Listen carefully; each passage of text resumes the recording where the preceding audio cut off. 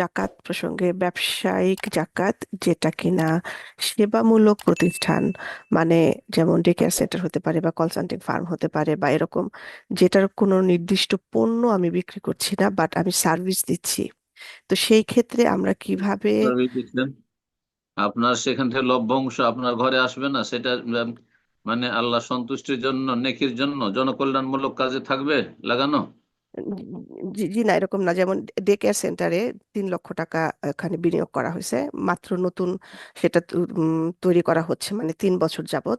তো যেহেতু নতুন প্রতিষ্ঠান, সেখান থেকে কোনো লভ্যাংশ আসছে না এখনো পর্যন্ত। ওখানে আমরা বিনিয়োগ করে, কিছু শেয়ার হোল্ডার আছে যারা প্রতি মাসে এখনো পর্যন্ত ইনভেস্ট করেই যাচ্ছে একটা নির্দিষ্ট অ্যামাউন্টে। তো ওখান থেকে গত 3 বছরে কিছুই ব্যাক আসে নাই, কিন্তু আমরা ওখানে লগ্নি করছি।